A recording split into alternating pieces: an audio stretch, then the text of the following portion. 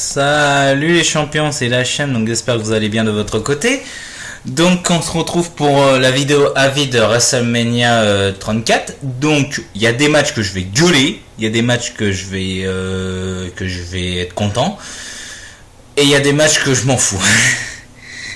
Donc on va commencer par le pré-show que j'ai regardé. Je n'ai pas tout regardé, je tiens à vous le dire, hein, mais j'ai regardé. Alors, premier match, c'était la bataille royale pour l'honneur à André the Giant. Du coup, la bataille royale a duré 15 minutes 45, donc ça va pour un pré-show. Le retour de Bray Wyatt qui aide Matt Hardy qui gagne le match. Je vous dis directement le résultat parce que je vais pas vous lister tous les participants, tout ça. Donc Bray Wyatt qui est de retour avec Matt Hardy qui remporte, Woken Matt Hardy qui remporte le match. Pour moi, c'est raté parce que Bray Wyatt, il aurait pas dû se mettre avec, ça aurait pas dû être Bray Wyatt qui aurait dû venir, ça aurait dû être Jeff. Ça aurait été beaucoup plus logique. Mais bon, ils ont décidé de mettre Bray Wyatt. Hein. Ok. Deuxième match pour la finale du tournoi pour le Cruiserweight Championship. Donc Cedric Alexander contre Mustafa Ali. Alors, le match a duré 12 minutes 20. J'ai vraiment apprécié ce match. On voyait bien les gestes techniques et tout. Et du coup, Cedric Alexander qui gagne enfin le titre Cruiserweight et qui arrive à battre Mustafa Ali. Donc de toute façon dans les deux cas j'étais content du résultat. Donc voilà. Moi Cedric Alexander je trouve que c'est un bon gars. Il a des bonnes techniques. Il est face. Donc c'est bien. J'ai vraiment bien aimé. Donc voilà. Cedric Alexander vainqueur pour moi. C'est très bien. Il n'y a rien à dire d'autre. Ensuite, pour la bataille royale, Women's. Pour la bataille royale Women's, alors c'est Naomi qui remporte le match en éliminant en dernière Bayley qui avait précédemment éliminé derrière Sasha Banks. Alors ma favorite n'y était pas, c'était Becky Lynch, donc Becky Lynch a été éliminée bien avant, donc voilà. Qu'est-ce que je peux vous dire d'autre? Naomi qui remporte le match. Qu'est-ce que ça va se passer? Je ne sais pas. Donc on va passer au premier match du show principal. Alors ce match-là, j'étais content qu'il soit en premier. Donc Seth Rollins contre The Miz contre Finn Balor pour un triple threat match pour l'Intercontinental Championship. Donc le match a duré 15 minutes 30, donc c'est vraiment une bonne durée.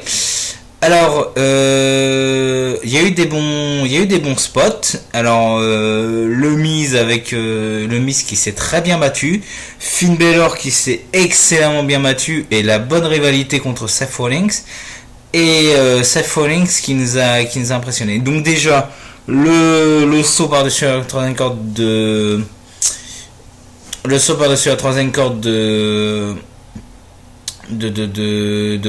Balor.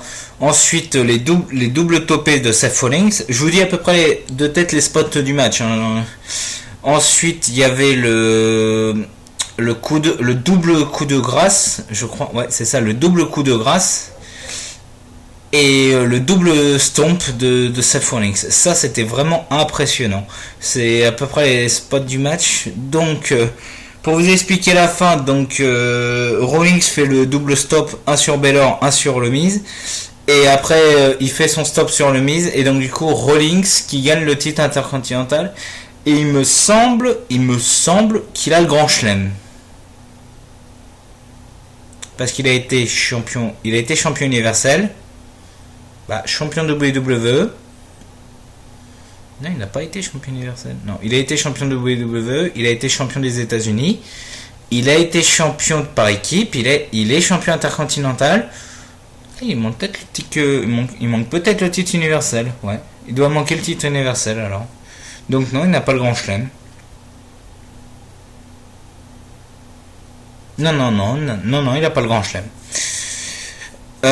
Prochain match, donc Charlotte contre Asuka. Alors le match était très très bon, il a duré 13 minutes. Que dire de ce match? Attendez, j'ai 2 minutes, faut que je mette mon téléphone à charger.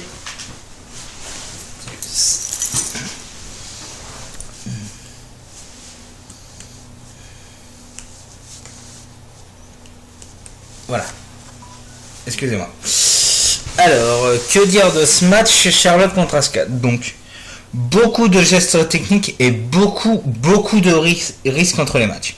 Alors, pour vous dire mon avis, c'est le meilleur match. Pour moi, c'est le meilleur match féminin que j'ai vu de ma vie.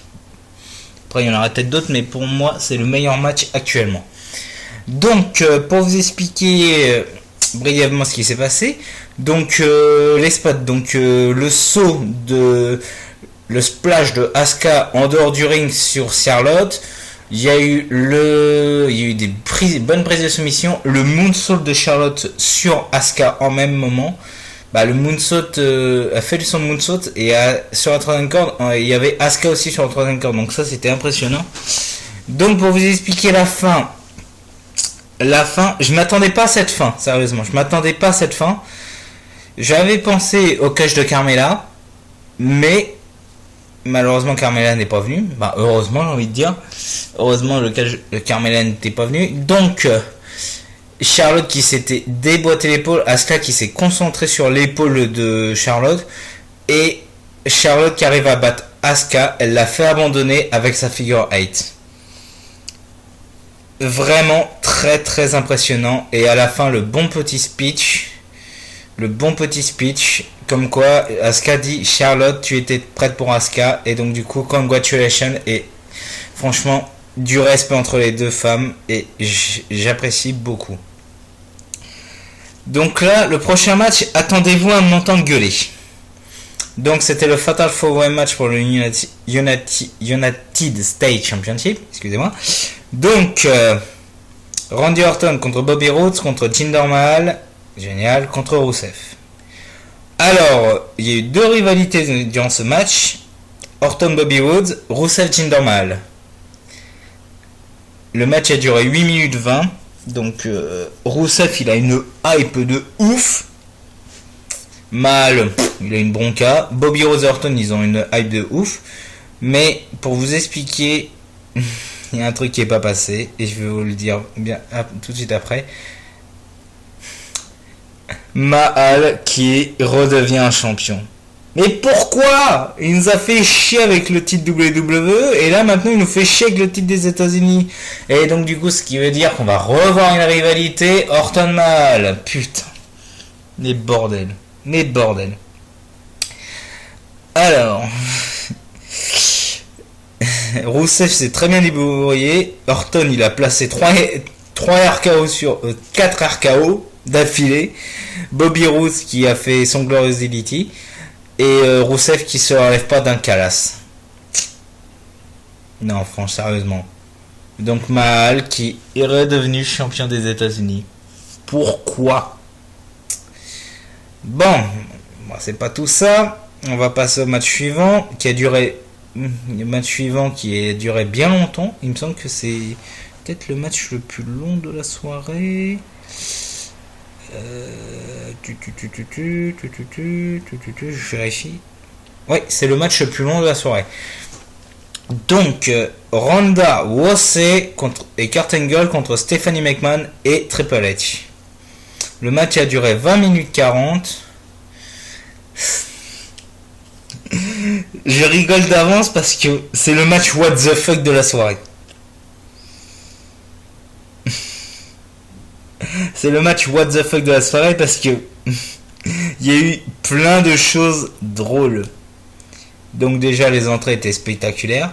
Donc pour vous expliquer, au début Kurt Angle c'est bien fait marrer la gueule par Triple H. Ensuite, en fait il a tout privilégié le fait de ne pas ramener Stephanie. Mais à un moment Angle fait le changement. Et donc du coup c'est Ronda qui rentre sur le ring. Stephanie qui a très peur mais elle peut pas faire le changement parce que Triple H est à moitié dans les vapes. Et donc du coup, à un moment, elle réussit à bien se battre contre Ronda. Et au moment où Stéphanie ne peut plus, au moment où Triple H intervient dans le match pour enlever Rousey de pas faire la prise, pour pas faire la prise sa prise de soumission, le armbar. Qu'est-ce qu'on voit? On voit Triple H contre Ronda Rousey. Ça, c'est le moment qui me fait le plus rire du match parce que d'où un match mixte se transforme en match gars contre fille. Le match, franchement, c'est n'importe quoi. Donc du coup, après, pour vous expliquer, il y a eu beaucoup de prises de soumission. Ronda Rousey qui a dû se faire très mal en recevant Kurt Angle après la double soumission. Mais c'est quand même, pour vous dire le résultat, c'est Ronda Rousey et Kurt Angle qui ont gagné, comme je l'avais pronostiqué. Donc voilà, première victoire de Ronda Rousey, Kurt Angle. Donc je sais pas ce qui va se passer avec Kurt Angle, donc voilà. Ensuite, The Bludgeon Brothers contre les Usos contre le New Day pour le SmackDown Tag Team Championship. Donc le match est un squash, 5 minutes 50, le match n'a pas duré longtemps.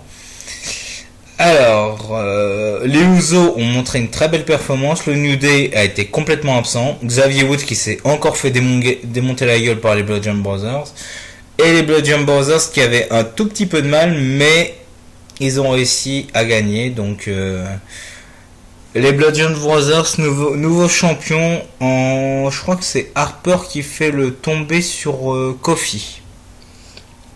Ouais, ça doit être Harper qui fait le tomber sur Kofi. Donc, nouveau champion tag team. Donc là, pour l'instant, au niveau des changements de titre, il y en a eu un. Il y a eu le titre intercontinental. Il y a eu 3 changements de titre actuellement. Le titre d'intercontinental, le titre des États-Unis et le titre par équipe de SmackDown. Donc ensuite, la blague. Donc après le match, pour vous expliquer, après le match Charlotte contre Asuka, il y a un arbitre qui a prévenu Cena que Taker était présent, qu'il avait un match. Sauf que Cena qui rentre et tout, il attend Taker, mais c'est Elias qui apparaît. Elias qui se fait démonter par Cena parce qu'il l'a insulté. Et là, qu'est-ce qu'on voit? Taker. Mais vraiment le personnage de Taker.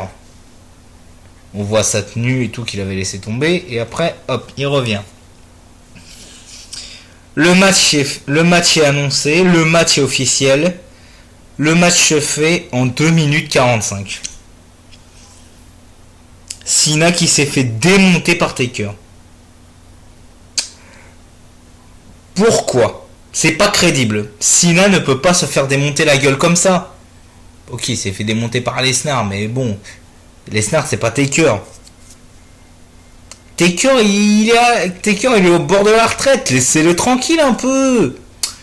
Je n'en peux plus de voir Taker sur un ring. Pour moi, il aurait dû arrêter à WrestleMania 28 avec le Hell in a Cell contre Triple H avec Shawn Michaels en arbitre spécial. Pour moi, c'est là. Donc Taker qui est encore là et qui bat Cena. Donc 24 victoires, 2 défaites. Laissez-le tranquille, le pauvre Taker.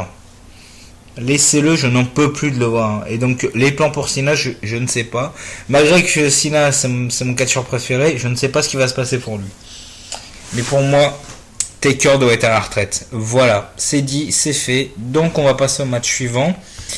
Donc, le prochain match, il a duré 15 minutes 30 à peu près, 15 minutes 25.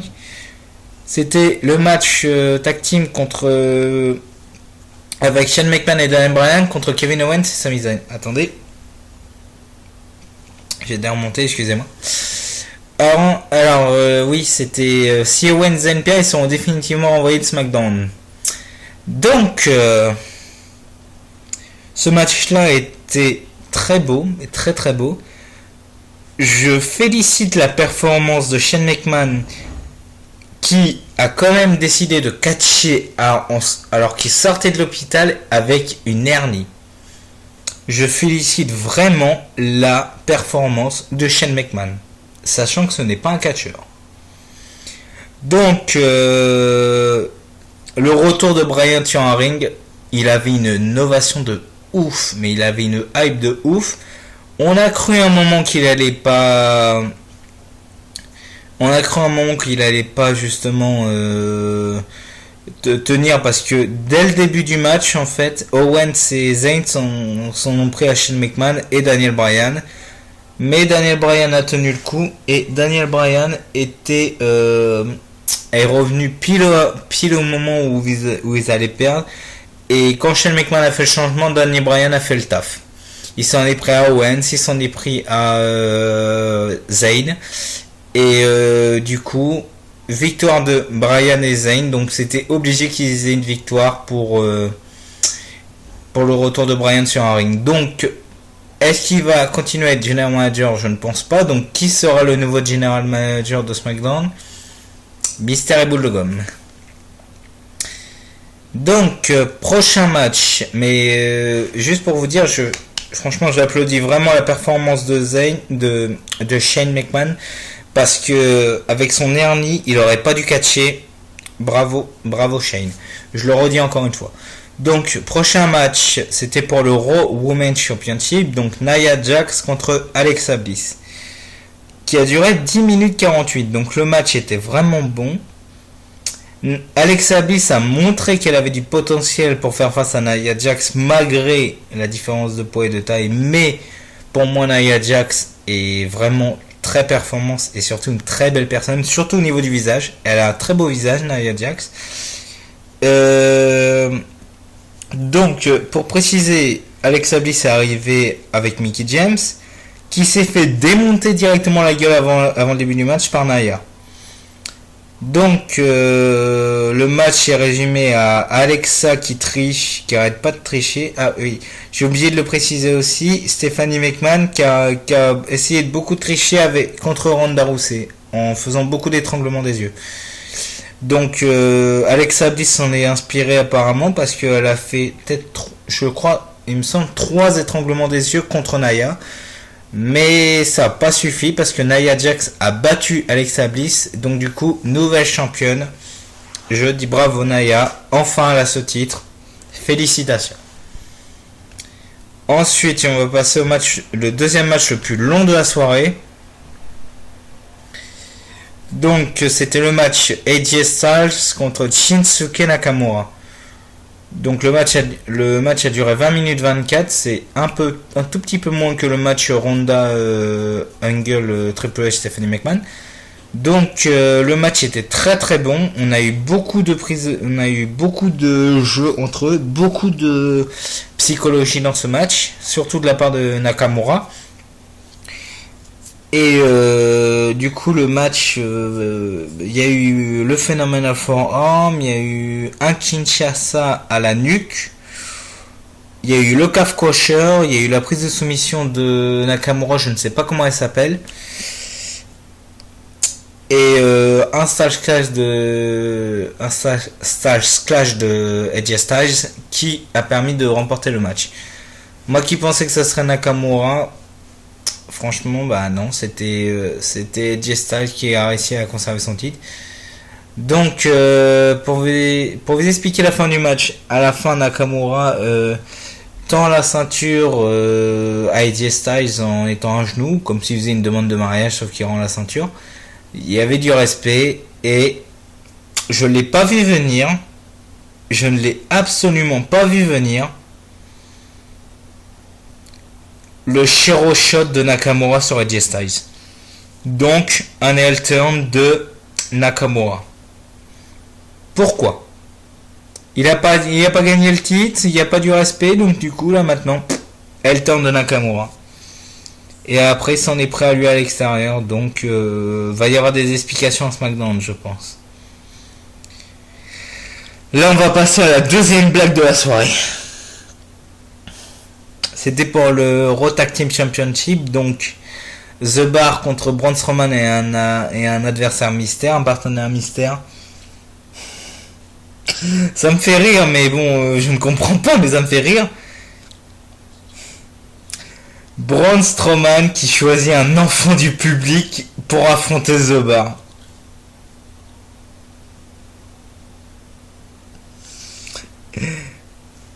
Je ne sais pas quoi dire d'autre. Et en plus, c'est qui gagne en plus. Donc du coup, on a Braun Strowman et Nicolas, qui est un enfant du public, qui arrive à gagner contre Cesaro et Sheamus. Donc on a un enfant de je ne sais quel âge qui est champion par équipe avec Braun Strowman. C'est quoi cette blague? Sérieusement? Je ne comprends pas. Je ne comprends pas. Je voulais quoi? Même Kurt Hawkins ou même Big Cass, Big Show, voire même Hornswoggle ou